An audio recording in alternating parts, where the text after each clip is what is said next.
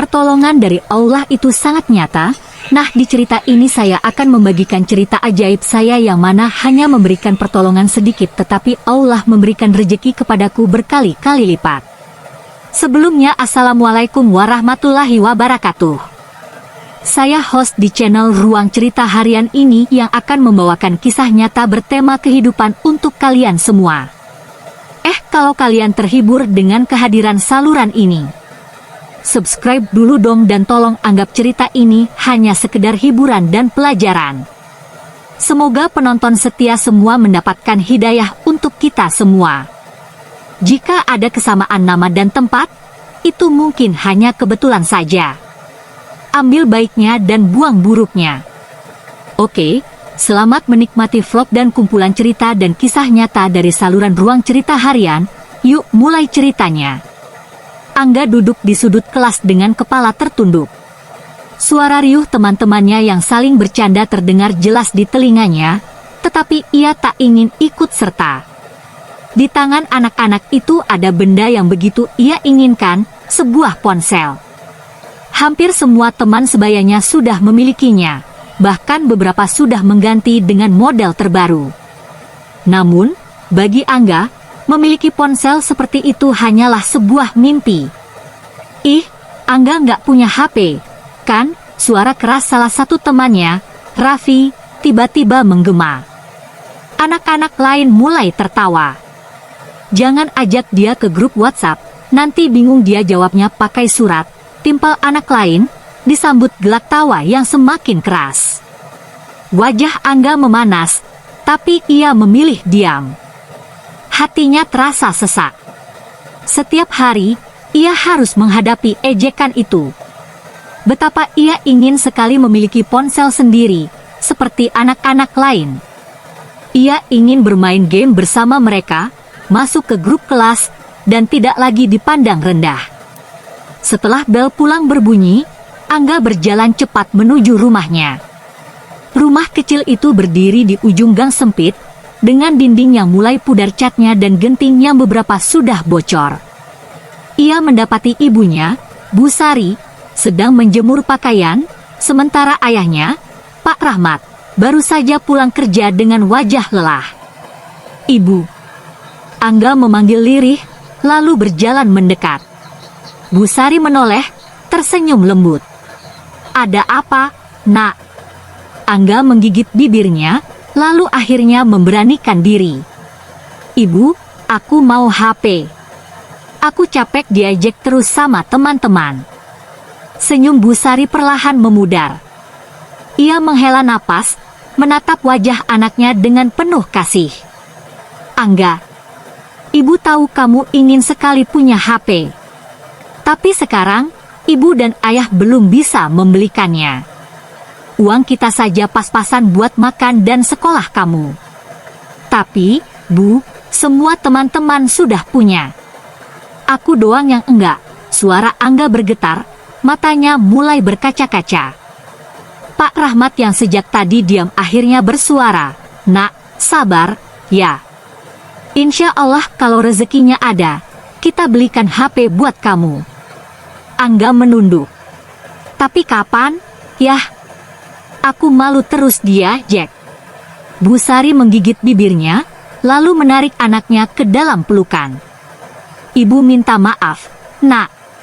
Angga bisa merasakan tubuh ibunya bergetar, seolah menahan tangis. Ia tahu ibunya ingin memberikan yang terbaik untuknya, tetapi keadaan ekonomi mereka tidak memungkinkan. Ayahnya hanya bekerja sebagai buruh bangunan, sementara ibunya membantu tetangga mencuci pakaian untuk menambah penghasilan. Kadang, mereka bahkan kesulitan untuk memenuhi kebutuhan sehari-hari. Hari-hari berikutnya, Angga terus menerima ejekan di sekolah. Ia berusaha tidak peduli, tetapi semakin lama, semakin sulit rasanya. Setiap kali teman-temannya mengobrol tentang game terbaru atau membandingkan spesifikasi ponsel mereka, Angga hanya bisa diam. Suatu sore, ketika ia sedang duduk di teras rumah, ia mendengar suara tangisan dari dalam. Ia mengintip dan melihat ibunya sedang duduk di lantai dengan wajah tertutup kedua tangannya. "Ibu minta maaf, Nak. Ibu nggak bisa beliin kamu HP." Suara lirih ibunya terdengar menyayat hati. Angga merasakan dadanya sesak. Ia ingin marah, ingin memberontak, tetapi melihat ibunya seperti itu, ia justru merasa bersalah. Dengan langkah pelan, ia masuk ke dalam rumah dan memeluk ibunya dari belakang. "Maaf, Bu. Angga nggak akan minta lagi," bisiknya. Bu Sari menoleh, matanya masih basah. Ia mengusap kepala anaknya dengan lembut, lalu tersenyum meski air matanya masih menetes. Malam itu, Angga berbaring di kasurnya yang sederhana. Ia menatap langit-langit dengan perasaan campur aduk. Ia hanya ingin menjadi seperti anak-anak lain, tapi ia juga tidak ingin membuat ibunya sedih. Ia menarik napas dalam, mencoba menenangkan pikirannya. Ia hanya bisa berharap, suatu hari nanti, hidup mereka akan berubah. Hari-hari berlalu tanpa perubahan berarti. Angga tetap pergi ke sekolah dengan perasaan campur aduk. Ejekan teman-temannya masih terus berlanjut, meskipun ia berusaha untuk tidak memperdulikannya. Namun, ada satu hal yang kini ia lakukan setiap malam, berdoa. "Ya Allah, aku tahu ayah dan ibu belum bisa membelikan aku HP. Tapi kalau boleh meminta, aku ingin sekali punya HP sendiri. Aku nggak mau diejek terus." Doa itu ia ucapkan setiap malam sebelum tidur, berharap suatu saat akan ada keajaiban. Suatu sore, hujan turun dengan derasnya. Angga baru saja pulang sekolah dan duduk di teras rumah, melihat air mengalir di jalanan kecil di depan rumahnya. Angin bertiup kencang, membuat udara semakin dingin. Tiba-tiba, dari kejauhan, terdengar suara benturan keras, diikuti teriakan beberapa orang. Angga segera berdiri dan melihat ke arah jalan utama. Tanpa berpikir panjang, ia langsung berlari ke dalam rumah. "Ibu, ada kecelakaan di depan," serunya. Bu Sari yang sedang melipat pakaian terkejut. "Apa? Siapa yang kecelakaan?" "Aku nggak tahu, Bu. Tapi ada suara keras tadi." Tanpa membuang waktu, Bu Sari segera keluar rumah, diikuti Angga yang berlari di belakangnya. Sesampainya di jalan, mereka melihat seorang pria tergeletak di aspal, dengan tubuh berlumuran darah. Motor yang dikendarainya tergeletak tidak jauh dari sana, sementara beberapa orang mulai berkerumun. "Kasihan, sepertinya kepalanya terbentur," bisik seorang warga. "Harus dibawa ke rumah sakit cepat," sahut yang lain. Namun, kebanyakan orang hanya berdiri menonton tanpa ada yang benar-benar berani mendekat. Tanpa pikir panjang, Bu Sari segera melangkah maju. Ia berjongkok di samping pria itu dan mencoba mengecek nadinya. "Pak, Bapak dengar saya?" tanyanya pelan. Pria itu mengerang pelan, matanya setengah terbuka. Bu Sari segera mengambil kain dari tasnya dan menekan luka di dahi pria itu untuk menghentikan pendarahan. "Kita harus segera membawanya ke rumah sakit," serunya. "Tapi, Bu, kita nggak punya kendaraan," kata seorang warga. Bu Sari menoleh ke arah Angga. "Nak, cepat cari ojek atau mobil yang bisa membawa Bapak ini ke rumah sakit." Tanpa menunggu lama, Angga berlari ke gang seberang untuk mencari bantuan. Untungnya, tidak lama kemudian, ia menemukan seorang pengemudi ojek yang bersedia membantu. Dengan bantuan beberapa warga, pria itu diangkat ke atas motor dan segera dibawa ke rumah sakit terdekat. Bu Sari menghela napas lega, meskipun bajunya kini kotor oleh darah pria tersebut.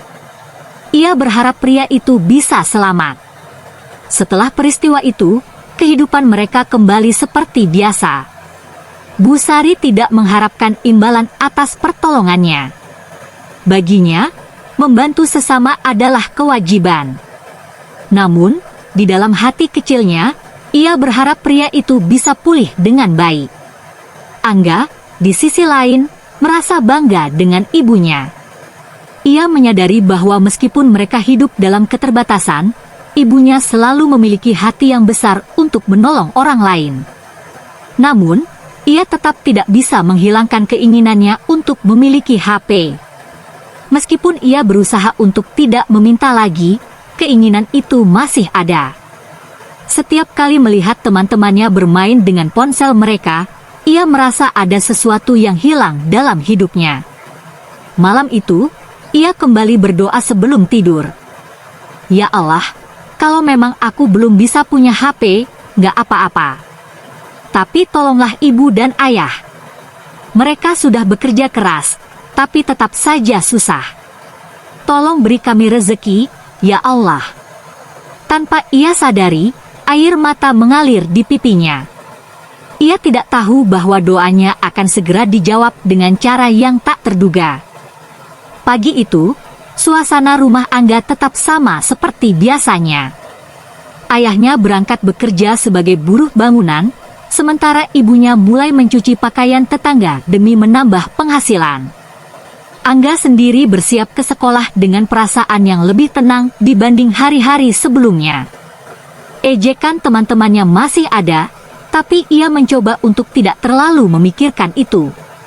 Setelah kejadian ibunya menolong pria yang kecelakaan, entah mengapa ia merasa lebih bangga terhadap ibunya.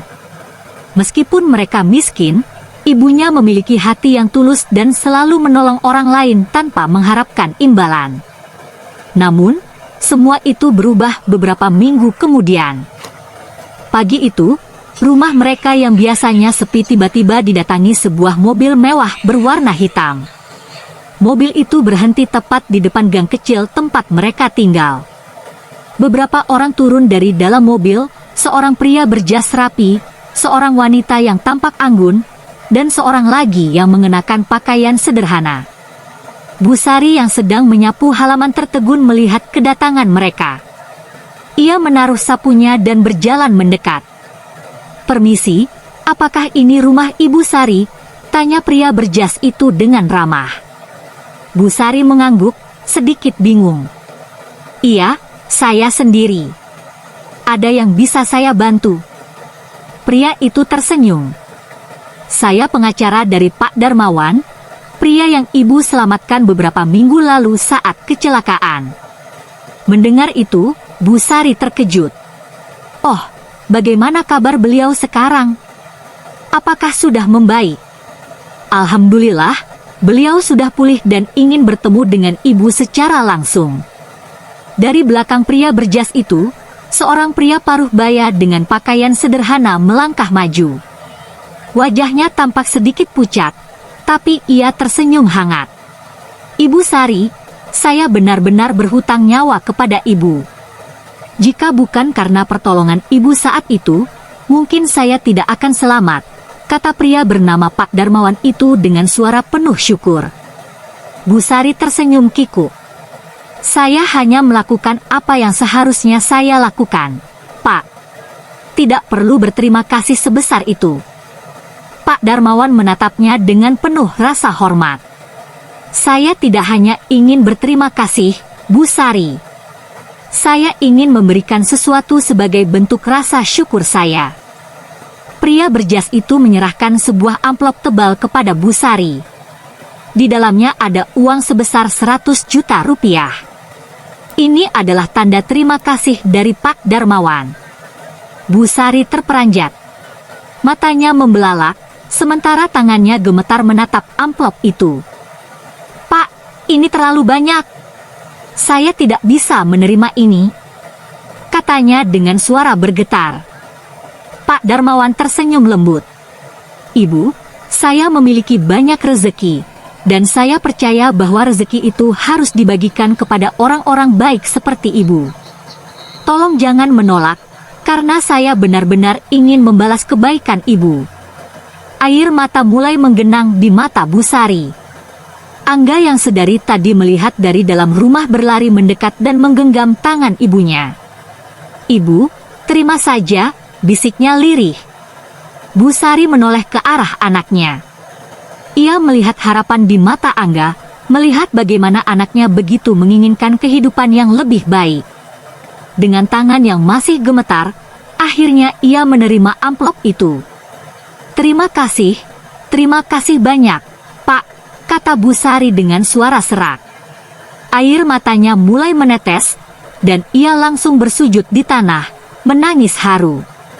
Angga ikut bersujud di samping ibunya, merasa seakan tidak percaya bahwa keajaiban benar-benar terjadi di depan matanya. Pak Darmawan tersenyum melihat pemandangan itu. Ia menepuk bahu pengacaranya dan berkata, "Orang baik harus dihargai dengan kebaikan juga. Saya yakin uang ini akan membawa manfaat bagi mereka." Setelah beberapa saat, mobil mewah itu pergi, meninggalkan keluarga kecil itu dalam kebahagiaan yang sulit diungkapkan dengan kata-kata. Angga menatap ibunya dengan mata penuh haru. "Bu, sekarang kita bisa beli HP, kan?" tanyanya pelan. Bu Sari tersenyum sambil mengusap kepala anaknya. "Iya, Nak, sekarang kamu bisa punya HP." Namun, lebih dari sekadar HP, Angga menyadari bahwa hidup mereka akan berubah. Ibunya tidak perlu lagi mencuci pakaian tetangga, ayahnya mungkin bisa mencari pekerjaan yang lebih layak, dan yang terpenting, mereka bisa hidup lebih tenang tanpa selalu khawatir tentang uang. Air mata kebahagiaan mengalir di pipi mereka. Keajaiban memang benar-benar ada.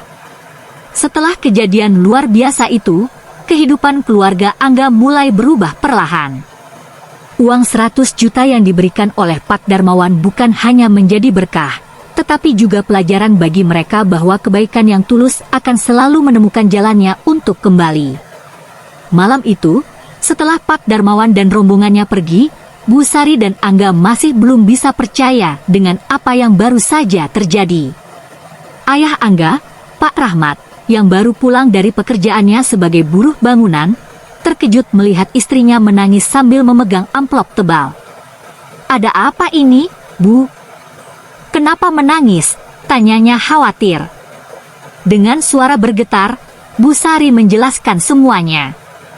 Dari bagaimana ia menolong Pak Darmawan saat kecelakaan, hingga kejadian hari ini ketika pria itu datang membawa rezeki yang tak terduga. Pak Rahmat terdiam, matanya berkaca-kaca. Seumur hidupnya, ia tidak pernah memegang uang sebanyak itu. Selama ini ia bekerja keras untuk mencukupi kebutuhan keluarga, tapi tetap saja penghasilannya pas-pasan. Ia menatap istrinya dengan penuh haru, lalu berlutut dan bersujud, mengucap syukur kepada Tuhan. "Alhamdulillah, Alhamdulillah ya Allah," bisiknya berulang kali. Angga yang melihat itu ikut tersenyum. Baginya, ini adalah hari paling membahagiakan dalam hidupnya. Ia akhirnya bisa melihat orang tuanya tersenyum tanpa beban, tanpa memikirkan harus makan apa besok atau harus membayar utang siapa. Meskipun mendapatkan uang dalam jumlah besar, Bu Sari dan Pak Rahmat tidak langsung menghamburkannya. Mereka sadar bahwa uang itu harus dikelola dengan baik agar bisa memberi manfaat jangka panjang. Keesokan harinya, mereka duduk bersama dan mendiskusikan rencana ke depan. "Pak, kita harus gunakan uang ini dengan bijak. Kita tidak boleh boros," kata Bu Sari. Pak Rahmat mengangguk. "Aku setuju. Aku juga ingin berhenti jadi buruh bangunan dan mulai usaha kecil-kecilan. Mungkin buka warung kelontong di depan rumah." Bu Sari tersenyum. "Itu ide bagus, Pak. Kita bisa beli etalase dan stok barang dagangan. Jadi, kita punya penghasilan tetap." Akhirnya, mereka memutuskan untuk membagi uang itu dengan baik. 30 juta rupiah untuk membuka warung kelontong kecil di depan rumah. 10 juta rupiah untuk merenovasi rumah mereka agar lebih layak. 5 juta rupiah untuk ditabung sebagai dana darurat. 5 juta rupiah untuk membantu tetangga yang lebih membutuhkan. 3 juta rupiah untuk membeli keperluan sekolah Angga dan hadiah kecil untuknya. 1 juta rupiah untuk membeli HP yang selama ini diimpikan Angga.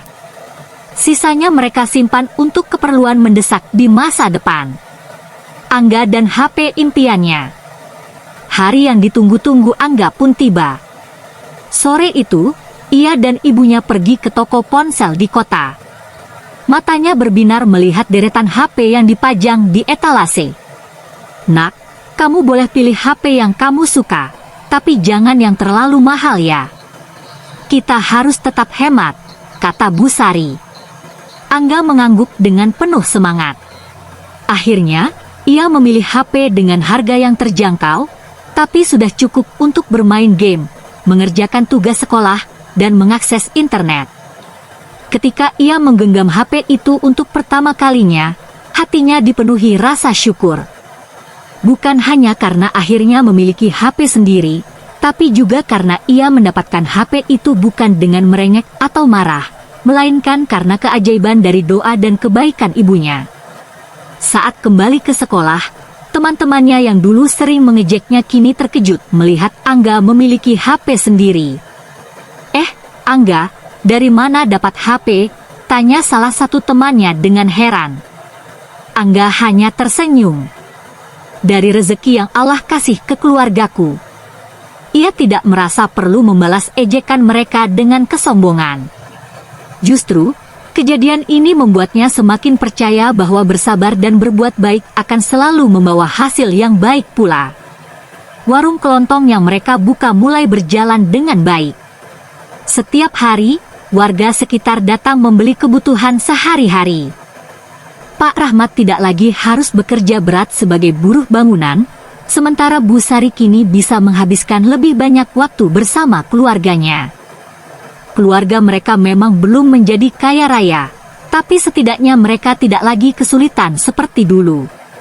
Mereka tidak lagi harus memikirkan apakah bisa makan besok atau apakah bisa membayar uang sekolah Angga.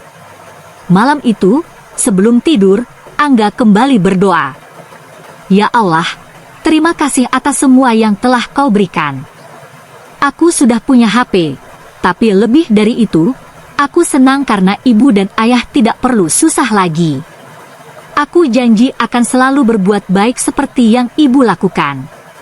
Tolong jaga keluarga kami selalu, ya Allah." Air matanya menetes pelan. Kini, ia tahu bahwa keajaiban bukan hanya tentang mendapatkan sesuatu yang diinginkan, tetapi tentang bagaimana Tuhan membalas kebaikan seseorang dengan cara yang tidak terduga. Dan sejak saat itu, Angga selalu percaya, kebaikan yang tulus tidak akan pernah sia-sia. Dengan demikian cerita di episode ini selesai. Terima kasih karena sudah mau mendengarkan kisah nyata ini. Sekali lagi ambil baiknya dan buang buruknya dan semoga hal seperti ini tidak akan pernah terjadi kepada kalian semua wahai sahabat onlineku dan semoga kita semua dilindungi dari mara bahaya. Amin ya rabbal alamin. Sekian dan terima kasih. Sampai ketemu lagi di cerita-cerita selanjutnya. Jangan lupa like, komen, share dan subscribe.